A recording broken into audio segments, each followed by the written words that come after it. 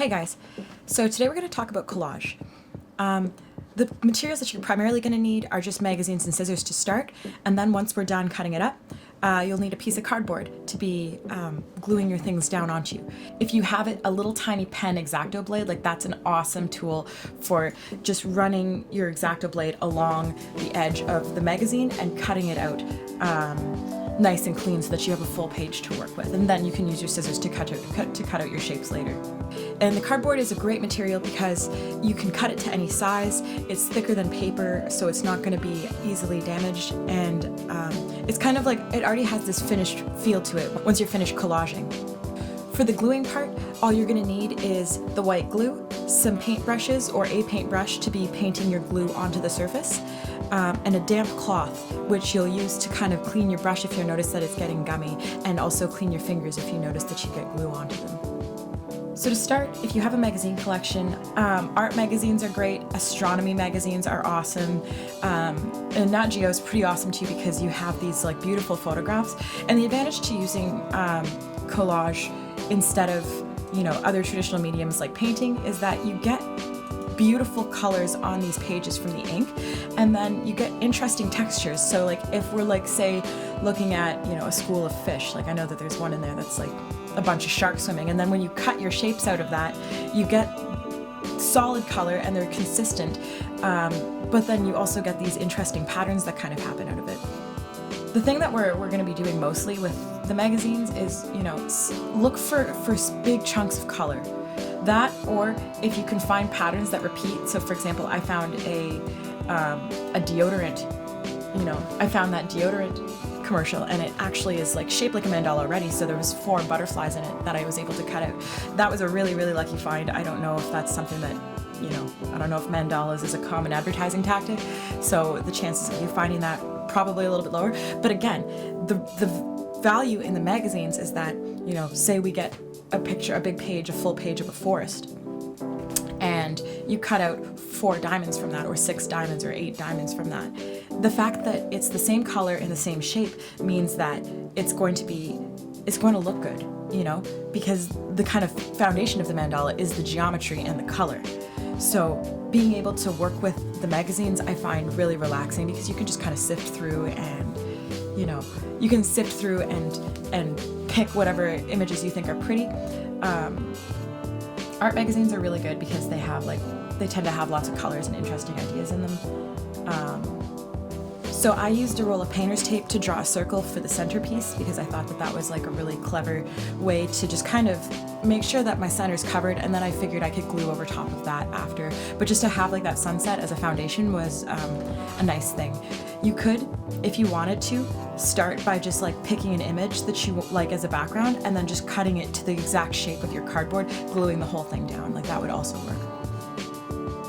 But I just started with the center circle, and I figured I could build out from there. Once you have all your pages selected, then you can kind of go back and like cut them up into shapes.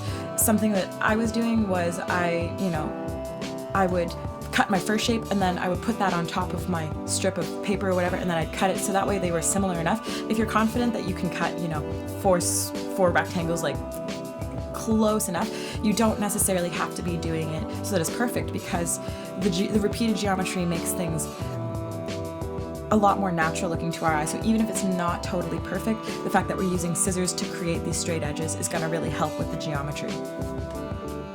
So whatever you do to one of your pieces, just make sure that you're echoing in all of them. So like I cut my rectangle into diamonds, and then I made sure that I stacked them in a way that I would remember that these 2 things went together. I think I ended up doing different stuff with it later, but even with the honeycomb, I cut it into triangles, and I just kind of guessed what the 60-degree angle for an equilateral triangle would be, and you're pretty close. Like I think that trusting your intuition with this type of geometry is like totally a doable thing. While you're doing this, while you're cutting out all your shapes and your colors, it's good practice to just make sure that you're keeping them in little piles, so that way you don't get confused as to what belongs with what, how many shapes are with what. I found working with even numbers was good. Like I used like 4 a lot because I figured there's 4 sides, I could use that. But 8 also works really well because then you can dot the in-between sections of your mandala. something you can do when you're cutting is, you can stack your images. So say you cut four rectangles and you're like, I want a diamond out of this. If you stack your 4 together, you can cut the diamond from 4 of it. And as you can see with my blue water image, it creates all of these tinier triangles that you can also work with if you feel so inclined. And then just keeping those piles kind of together, you'll have like a lot more options. You'll have a lot of shapes that are being made out of the shapes that you cut too. So I cut up all of my stuff, and then once you're happy, once you have like enough of a pile where you're like, okay, I like all the colors here, then we're going to take our ruler and we're going to use it to find the center point of the cardboard. And this just means drawing an X from corner to corner.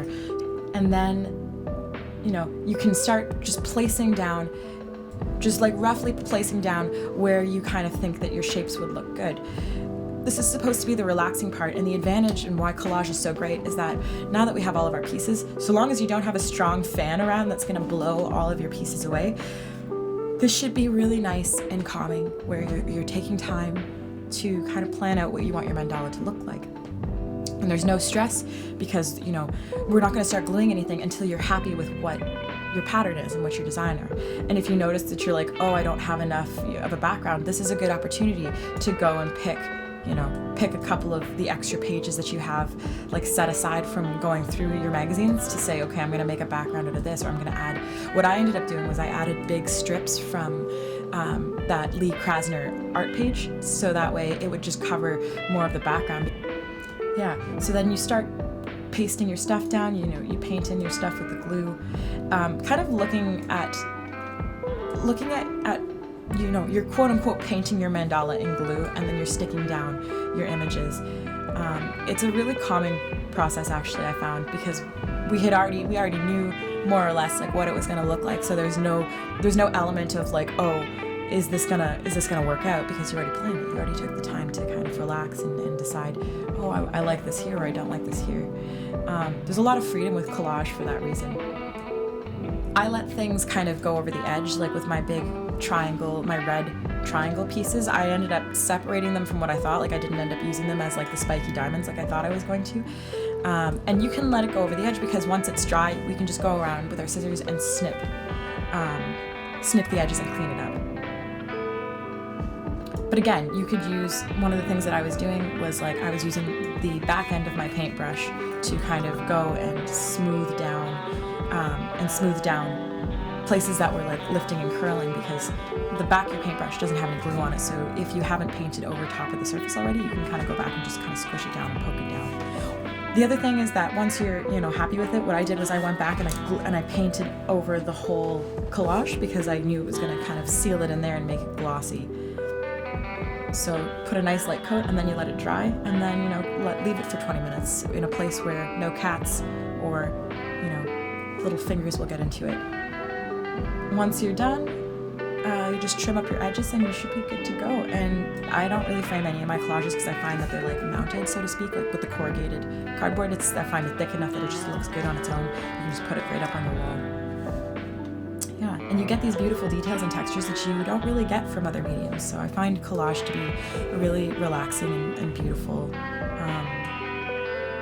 beautiful medium to work with, because you get these designs that are kind of unique to analog collage. So I hope you guys had a nice time going through all of the magazines and picking your images and cutting out all of your shapes.